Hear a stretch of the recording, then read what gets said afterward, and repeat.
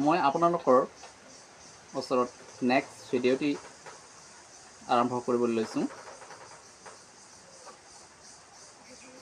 এই ভিডিঅ'টিত মই বয়সৰ কথা কিছু পাতিবলৈ লৈছোঁ। আমি যেতিয়া সৰু অৱস্থাত থাকোঁ, সেই সৰু অৱস্থাত অৰ্থাৎ বাল্য অৱস্থাত খেলি ভাল পাওঁ আৰু খেলি থাকিবৰ মন যায়। কেনেকৈ সময়বোৰ পাৰ হৈ গৈ আছে সেইটো নিজে অনুভৱ কৰিব নোৱাৰে। আৰু যেতিয়া ডেকা অৱস্থাত আহি পৰে, তেতিয়া আমাৰ পঢ়ি থকা অৱস্থাত অৰ্থাৎ ছাত্ৰ অৱস্থাত সেই অৱস্থাত আমি খুব খেলি ভাল পাওঁ আৰু পঢ়িবলৈ মন যায় আৰু স্কুলত যাবও মন যায়। আৰু আমি অনুভৱ কৰিব নোৱাৰোঁ যে স্কুলত যাওঁতে আহোঁতে বেগখন কিমান গধুৰ, আৰু তাতোতকৈ আমাৰ বিয়া হোৱালে আৰু যেতিয়া আমি বিয়া হৈ সংসাৰখন চলাম, তেতিয়া সেই সংসাৰখন সেই স্কুলত যোৱা বেগতকৈ কিমান গধুৰ তাতহে আমি বুজি পাওঁ। এতিয়া কথাটো হ'ল যে আমি এই ডেকা অৱস্থাত কাম কৰাৰ এটা উৎসাহ জাগে। আমি কি কাম কৰিব লাগে সেই কামটো আমি কৰিবলৈ ইচ্ছা প্ৰকাশ কৰোঁ আৰু আগ্ৰহ হয়, আৰু ভাল কাম কৰিলে আমাৰ ভাল কাম হ'ব বুলি আমি বিবেচনা কৰিব পাৰোঁ।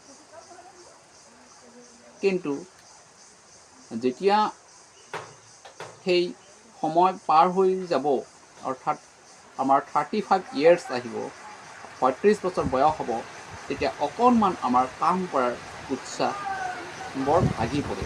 অৰ্থাৎ আমাৰ বয়স যেতিয়া বাঢ়ি আহিব, তেতিয়া অট'মেটিকলি আমাৰ কাম কৰাৰ এটা উৎসাহ বৰ আহি নপৰে আৰু কাম কৰিবলৈ ইচ্ছাও নহা হৈ পৰে।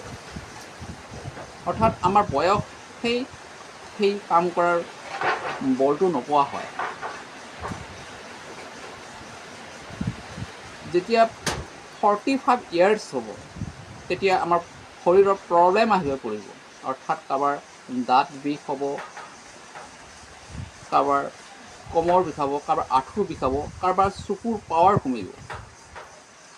আৰু তেতিয়া 50 বছৰ আহি পৰিব, অৰ্থাৎ আমাৰ বৃদ্ধ অৱস্থাত আহিব পৰিব। তেতিয়া আমাৰ সমাজৰ অৰ্থাৎ ঘৰৰ নানা ধৰণৰ চিন্তা আহি পৰিব। যেতিয়া আমাৰ বুঢ়া হৈ আহিব 60 years, তেতিয়া আমাৰ ঘৰৰ এটা প্ৰব্লেম আহি পৰিব, অৰ্থাৎ ঘৰৰ চিন্তাৰ হকে তেওঁৰ মগজুত সোমাই পৰিব।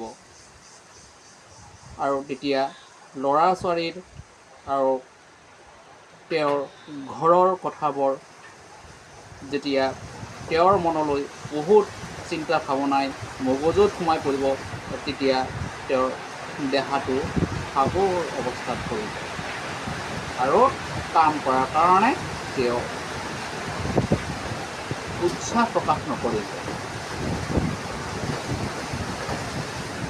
গাঁৱত যিকোনো অনুষ্ঠান হ'লেও তেওঁ চাবলৈ মন নাযাব, অৰ্থাৎ তেওঁৰ দেহাই বিকল হৈ পৰিব।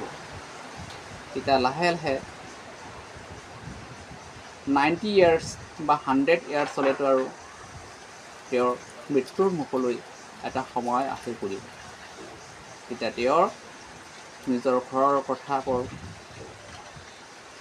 বেয়াৰ ফালে যদি ঢাল খায়, তেতিয়া চকু পানী টুকি টুকি তেওঁ চিন্তালৈ আহি পৰিব। তেতিয়া তেওঁ বিবেকে ক'ব যে মোৰ জীৱনটো কেনেকৈ মই পাৰ কৰিলোঁ। আৰু যেতিয়া ল'ৰা ছোৱালীবোৰে যদি